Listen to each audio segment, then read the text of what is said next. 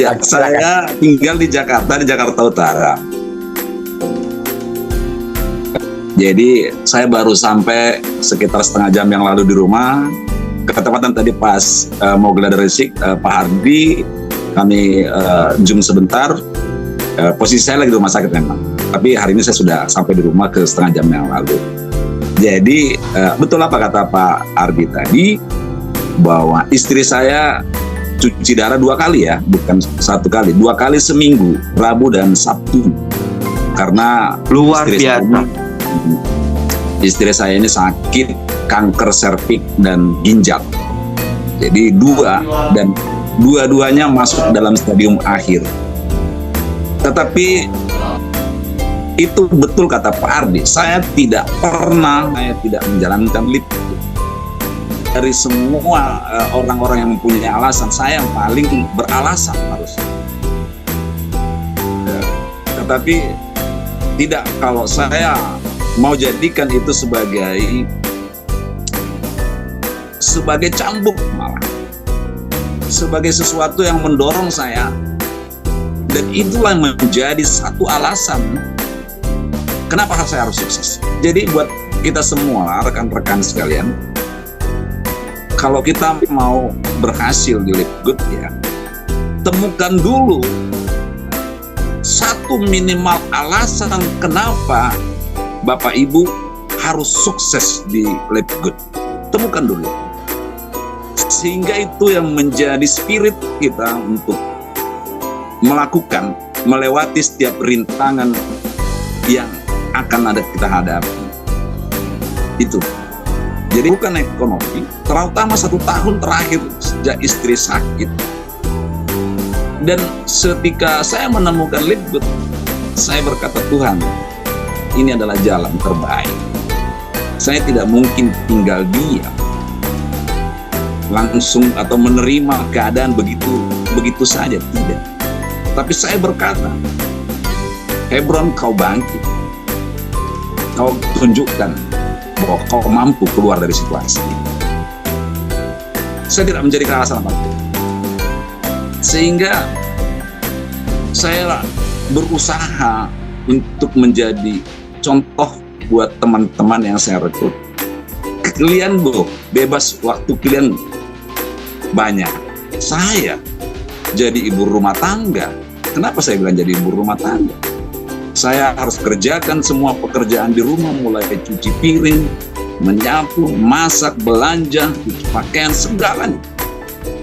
Setelah itu saya rawat istri di rumah, saya persiapkan makannya.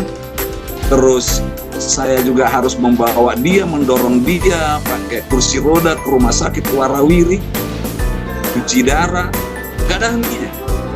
Setelah itu saya juga harus bekerja mencari nafkah, karena makan itu tidak bisa berhenti. Penyakit boleh datang, tapi cari duit tetap. Jadi saya tidak pernah menjadikan itu alasan.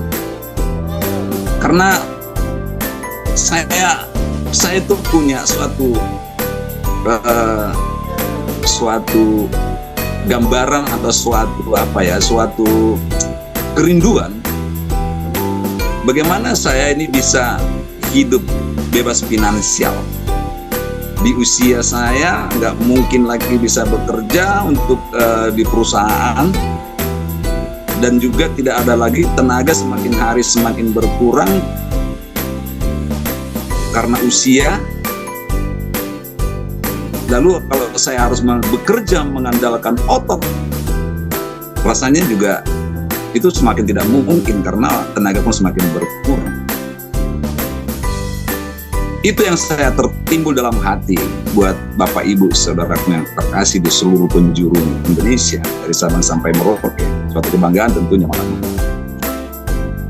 Jadi saya ingat begini, ada satu mentor yang luar biasa, mentor kita semua, Robert Kiyosaki, bilang begini, hanya ada 4 cara atau ada 4 kelompok cara mencari uang di dunia. Itu selalu berputar di Kalau dia jelaskan di situ oleh Robert Kiyosaki, ada kuadran kiri, ada kuadran kanan. Kuadran kiri disebut kelompok miskin, kuadran kanan disebut kelompok kaya. Kuadran kiri itu ada dua kelompok, set employee yang pertama atau guru, employee profesional yang sudah bekerja di perusahaan, yang sudah punya gaji mungkin puluhan juta. Tapi Robert Kiyosaki bilang itu masih kelompok miskin. Kemudian ada dua kelompok lagi di sebelah kanan atau kuadran kanan, disebut di situ kelompok kaya. Apa itu? Pebisnis dan investor.